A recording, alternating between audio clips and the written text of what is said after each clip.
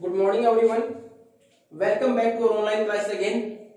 In the last class, we have started with our fourth lesson of geography, that is agriculture. In that particular lesson, we have gone through the definition of agriculture. Then, after, once we are going to get a first product from the nature in agriculture, like wheat, then after processing is done for the final production. उसके बाद final production अगर उसमें और processing करें तो उस तक देखा था हमने ब्रेड और बिस्किट. उसमें हमने तीन अलग अलग इकोनॉमिक एक्टिविटीज पढ़ी, प्राइमरी, सेकेंडरी और टर्शियरी. उसके बाद हमने पढ़ा एग्रीकल्चर किस में आता है, प्राइमरी एक्टिविटीज में आता है, because it is totally depend on the nature, कि हम we are going to extract it from the nature, प्रकृति से है. अब उसके लिए हमने दूसरा देखा था कि जिस जमीन पर खेती उसको हम क्या बोलेंगे, अरेबल लैंड, और जिसके ऊपर पॉसिबल नहीं क्या होता है, एरिड, बंजर. अब उसके बाद हमने इसके अंदर ये पढ़ा था कि कितने डिफरेंट टाइप ऑफ एग्रीकल्चर कौन सी है. उसमें हमने पढ़ा एग्रीकल्चर, टिलिंग और cultivation of land to grow crops. फिर हमने पढ़ा sericulture, rearing of silkworm. Then after horticulture, growing of fruits, vegetables as well as flowers. Then after pisciculture, the breeding of fish. Then after viticulture, the growing of grapes. तो ये अलग अलग farming के हमने agriculture के part पढ़े थे. Now agriculture is also known as a systemic, व्यवस्था के तहत. ऐसा नहीं है कि हमें केवल एक बार में कोई एक काम किया पूरा होगा, उसके अलग स्टेजेस हैं. कि बाकी जैसे हमारे पास व्यवस्था है वैसे ही ये भी एक one by one we are going through different stages to get the final product.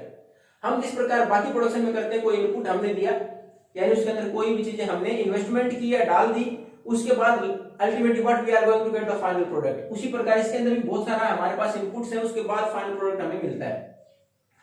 अब अगर हम बात करें इसमें इनपुट्स की, तो फार्म एक, ये खेती एक सिस्टम कैसे है, फार्मिंग सिस्टम कैसे है कि हमने जिस खेत के अंदर जिस प्रकार की फसलें उगानी, सबसे पहले किस पर डिपेंड करेंगे, क्लाइमेटिक कंडीशंस के ऊपर, कि वहां की क्लाइमेटिक कंडीशंस कैसी हैं, टेम्परेचर कैसा है, बारिश कितनी आती है, वहां मिट्टी किस प्रकार की है, तो इन सारी चीजों पर डिपेंड करेगा. उसके बाद हम अगर बात करें इनपुट्स की, तो सबसे पहले हम मशीनरी के थ्रू प्लोइंग करते हैं. Then after we are going to sow the seeds, उसके बाद हम उसके अंदर बीज डालेंगे. उसके बाद हमारा अगला इनपुट क्या होगा, अगला इनपुट हमारे पास में होगा मैन्योर, खाद, फर्टिलाइजर डालेंगे उसके अंदर. उसके बाद या तो वीडिसाइड जो वीड्स होंगे, या फिर उसको निकालने के लिए लेबर. उसके बाद हमारा अगला जाएगा लेबर. ये हमारे इनपुट्स हो गए. और what we are going to get, अब उसके बाद जो इनपुट डाले हमें अल्टीमेटली मिलेगा क्या. अगर हमने उसके अंदर कोई भी ग्रेन्स, क्रॉप्स, फूड क्रॉप्स अगर उगाए, उसके अंदर अनाज अगर हमने उगाया, तो what we are going to get is that particular crop. हमने वीट उगाया तो वीट मिल जाएगा लास्ट में. प्रोसेसिंग हमने क्या की थी, पहले प्लोइंग की थी, मशीन का इस्तेमाल कर लिया, ट्रैक्टर का. देन आफ्टर सोइंग हमने बीज डाल दिए उसके अंदर. उसके बाद हमने लेबर लगाया उसके अंदर, लेबर लगाया किसके लिए, वीडिंग के लिए. उसके बाद हमने फर्टिलाइजर, खाद डाली. ये सारे हमारे इनपुट्स थे, अल्टीमेटली हमें क्रॉप मिल गई. लेकिन हमने तो एग्रीकल्चर में पढ़ा था केवल क्रॉप तक सीमित नहीं है ये. इसमें तो हमारे पास the rearing of animals is also comes under agriculture. Agriculture का पार्ट है क्या, पशुपालन भी. तो अगर हमने पशुपालन किया तो उसमें हमें क्या क्या चीजें मिल सकती हैं. हमें सबसे पहला, अगर हमने भेड़ बकरियां रखी, स्पेशली भेड़ और याक की बात करें, तो हमें उससे ऊन मिल जाती है, ऊन है. उसके बाद अगर हम बात करें कि हमारे पास जो भी animals which we are rearing for milk और मिल्क प्रोडक्ट, उसके बाद हमें डेयरी प्रोडक्ट की बात करें, दूध या दूध से बनी हुई चीजें, तो ये उससे हमें अल्टीमेटली आउटपुट मिलेगा. पहले हमने उन जानवरों को पाला, चारा खिलाया, उनकी देखभाल की. अब अल्टीमेटली उनसे जो प्रोडक्शन मिलता है हमने वो आउटपुट के तौर पर ले लिया. अब हमारे पास एग्रीकल्चर भी कई प्रकार की है. पहले तो हमने उसके प्रकार पढ़े थे कि किस फसल की खेती को क्या कहेंगे, लेकिन अब किस प्रकार की जमीन के अनुसार, किस लेवल पर कौन सी खेती की जा रही है, उसके अनुसार उसके नाम अलग अलग हैं. इसमें हम अगर हम पढ़ेंगे तो कौन कौन से हैं, इसमें हमारे पास है इंटेंसिव, इसमें है सबसिस्टेंस. पहला हमारे पास है सबसिस्टेंस एंड कॉमर्शियल.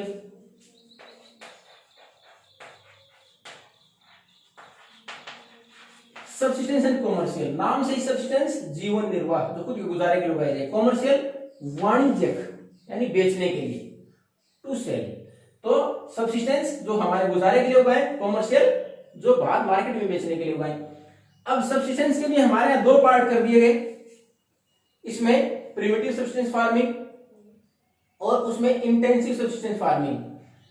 अगर हम इसमें प्रिमिटिव सब्सिस्टेंस फार्मिंग की बात करें तो इसमें किस प्रकार की खेती की गई कि शुरुआत में केवल फार्मर ने just to feed their family, अपने परिवार का भरण पोषण करने के लिए, अपने परिवार को गुजारा करने के लिए उसके अंदर खेती की, प्रोडक्शन हुआ और केवल किस पर स्पेंड हो गया, वो बाहर बेचने के लिए नहीं, अपने घर के ऊपर ही, उसके अंदर बाहर से कोई लेबर नहीं, खुद ही लेबर लगाया गया।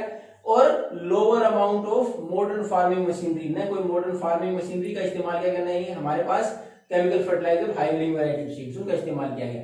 तो प्रिमिटिव सब्सिस्टेंस फार्मिंग में हमारे पास क्या हो गया, केवल उसके अंदर सामान्य टूल्स के द्वारा पुराने तरीकों से खेती की गई खुद के गुजारे के लिए। दूसरा इसमें है intensive subsistence farming. Intensive subsistence farming में होता क्या है कि इंटेंसिव में, इंटेंसिव का मतलब तो सघन, गहरी, तो यानी प्रोडक्शन बढ़ाने का प्रयास करना। अब इसके अंदर क्या गया, इसके अंदर वापस टूल्स है या मशीनरी है उसका इस्तेमाल तो किया गया, लेकिन not at a higher level, ज्यादा लेवल का नहीं है। लेकिन जहां क्लाइमेट अच्छा था उसमें सब्सिस्टेंस फार्मिंग क्या किया गया, the farmers are able to grow more than one crop. तो वहां किसानों ने, हमारे यहाँ इसके दो पार्ट के बाद में, पहला प्रिमिटिव हमने पढ़ा और ये इंटेंसिव।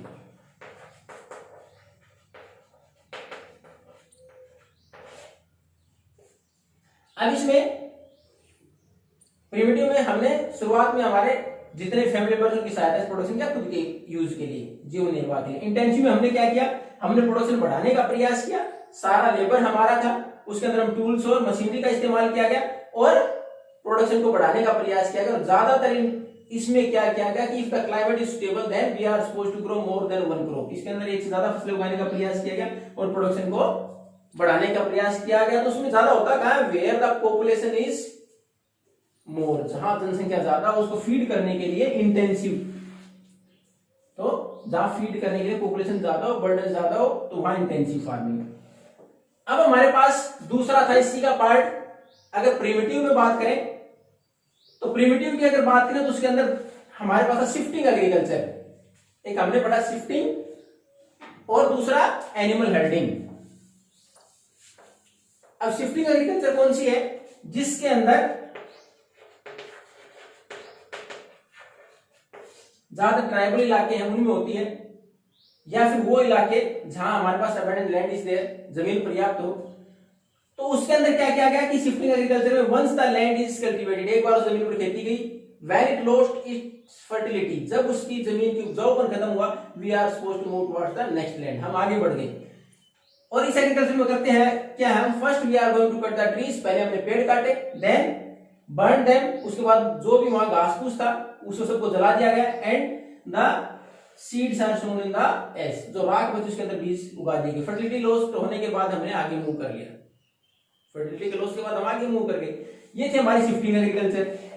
और दूसरी अगर हम बात करें एनिमल हर्डिंग की, तो वो इलाके जहां की हमारे पास इतनी अच्छी जमीन नहीं है जहां लगातार प्रोडक्शन हो पाता हो, तो हम देखते हैं बहुत सारे लोग मूव करते रहते हैं, भेड़ बकरी या उसके साथ ऊंट वगैरह के साथ, या फिर याक है उनके साथ। पहाड़ी इलाके हैं तो हमारे पास याक भी है, लेकिन बाकी अगर हम राजस्थान जैसे एरिया की बात करें, गुजरात जैसे एरिया की बात करें, तो यहाँ आसपास देखते हैं हमारे पास पूरे के पूरे झुंड निकलते हैं भेड़ बकरियों के या फिर ऊंट के। तो क्या करते हैं, उनको एक जगह पर, there might not be arable land, हो सकता है उपजाऊ जमीन नहीं हो खेती लायक, और क्लाइमेटिक कंडीशन स्टेबल नहीं हो, तो मूव करते रहते हैं पेस्चर्स के लिए, अपने जानवरों के चारे के लिए और अपने सर्वाइवल के लिए। तो वो क्या है हमारे पास, एनिमल हर्डिंग, झुंड में अपने जानवरों को साथ रखते हुए अपना गुजारा करना। और animal rearing is also the part of agriculture, ये हमने पढ़ाई था कि ये पशुपालन है, किसका हिस्सा है, ये भी हमारा पशुपालन किसका हिस्सा है, एग्रीकल्चर का ही पार्ट है। तो हमारे पास फार्म सिस्टम तो हमने इसने पढ़ाई की व्यवस्था के तहत होता है कि हम वन बाय वन एक एक एक्टिविटी करते हैं, इनपुट्स हम इनपुट्स, उसमें हम कुछ इनपुट्स जैसे बीज है, मशीनरी है, फर्टिलाइजर्स है, लेबर का इस्तेमाल किया, ultimately we are going to get the output, हमें फसल मिल गई। दूसरा हमारे पास में हमने अलग अलग डिवाइड किया, हमारे पास सब्सिस्टेंस और कॉमर्शियल फार्मिंग में। सब्सिस्टेंस में हमने देखा इंटेंसिव सब्सिस्टेंस फार्मिंग और प्रिमिटिव सब्सिस्टेंस फार्मिंग।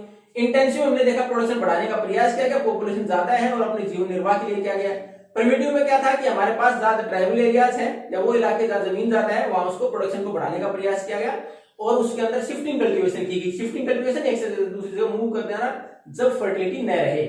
और एनिमल हर्डिंग, जानवरों को साथ लेके जगह जगह पैसे के लिए घूमना ताकि वो अपना निर्वाह कर पाए और जानवरों का पेट भर जाए, उसके बाद उनको जगह क्लाइमेटिक कंडीशन के साथ मूव करते हैं वो।